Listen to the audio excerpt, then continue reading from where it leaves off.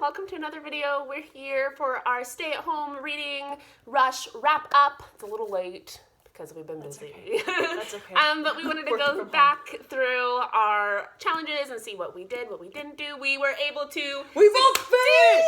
We both did all of them! Yeah, so we're super excited to share with you how it went. And we'll just get started. Stephanie, what is the first challenge that was there? Book with house on the cover. Book with house on the cover. What did you... Oh, yeah. I actually forgot. Momentarily. Well, partly because this was actually, unfortunately, one of those, I didn't know the author. I could have warned you. This was a forgettable book. I read The Last Houseguest by Megan Miranda. There's a little bit of a glare right there, but there's a house in the back.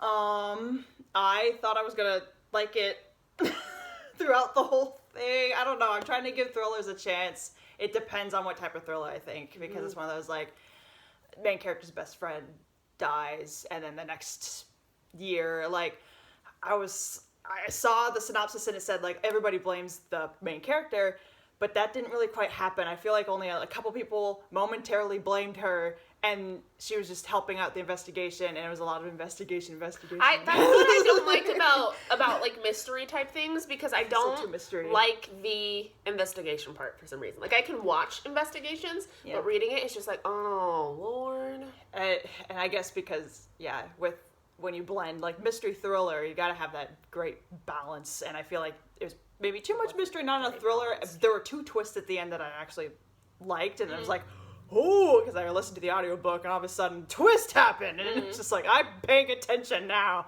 How many stars did you give it out of 5? The twists made it bump up to a 3 out of 5, so it's not okay. The worst book in the world, but probably not one you're going to pick up again. But yeah, pretty much. Okay, what about you? I was supposed to read The House on Mango Street, but it didn't come in quickly enough.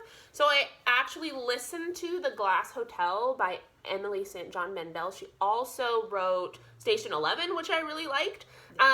It's a hotel on this... Oh my gosh. It's not even a house!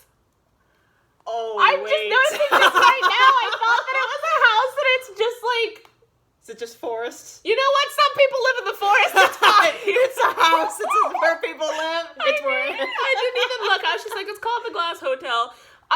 Yeah. It's fine. I enjoyed it. I think I gave it 3.5 stars. Okay. I couldn't really tell you what it was about. There was a lot of things happening. There was a lot of story. I think Emily St. John Mandela is really great at, creating parallel stories.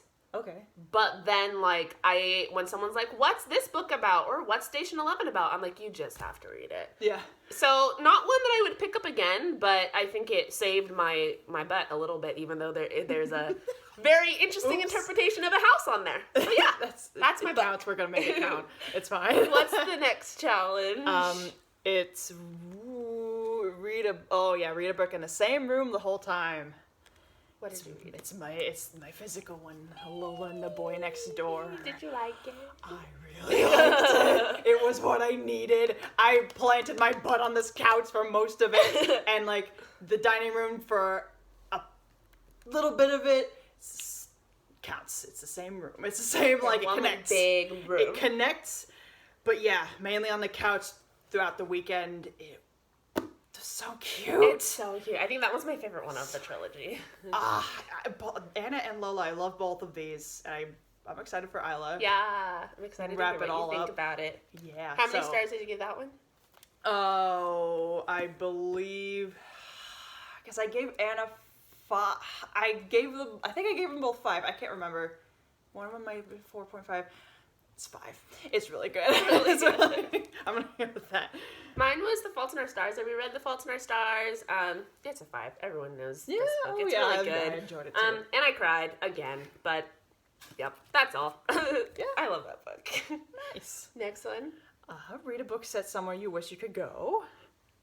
What did you read? Yes. I decided to take this as I want to go to a type of place called the movie theater. I miss going to the movies. So I picked up The Disaster Artist by Greg Sestero and Tom Bissell. And I've also listened to the audiobook of that. And it was really great. And Greg Sestero is the narrator for this. and it was really, really well done because it's about the making of the movie The Room. We watched The Room during, so I wanted Gabby to experience what it was like to watch it. Yep. It was an experience for sure. I've already seen it, but like with commentary from through a different channel. But now then I got to like watch it without anything but the movie, and it was just like I'm still shocked at like the things that went down in this movie. Shocked is a good word. Yes, and this movie just covered like how Greg, who was in the movie himself as Mark, and Tommy Wiseau met and kind of like became friends, and Tommy had this dream of creating his own movie, and Greg at first had his like hesitations, and then but he decided to like kind of help him with it, and like it made me laugh. It made me laugh a ton, and it like he does a great impression of Tommy Wiseau's accent, like it's very spot on. And there were just moments where it's like, oh, they have such a genuine friendship. Like, even though, like, they're interesting people, like, they've got each other's backs throughout the whole making of the movie and before and after, and it's, like, it's great. So I think it's, like, a 4 out of 5 stars for me. That's great. What about you? I read In 5 Years by Rebecca Serrell. It's set in New York, and maybe? That has enough houses to cover both books. Seriously, I really want to go to New York at some point in my future, not right now. And it was about a girl who has her whole life planned out. She gets engaged. She wants like her 5-year plan, and then on the night of her engagement, she gets like I don't even know, like time. What's it called? Time travels 5 years in the future, and she's with someone different than her person that she, her fiance, and she like has like a wonderful night and all that kind of stuff, and then she goes back and she's like, oh man, I know that that's gonna happen in 5 years, so I'm gonna try really hard to not let that happen. And so you follow her for the next 5 years of her life to see like how that night ends up happening, or does not end up happening. And so this book had me on the edge of my seat the entire time, but I was kind of let down by the ending. So I think I ended up giving it like a 3.5 stars. Like I give it props for like stringing me along for that long because it was really good, but the end was kind of disappointing for me. Oh. Yeah. What was the last one?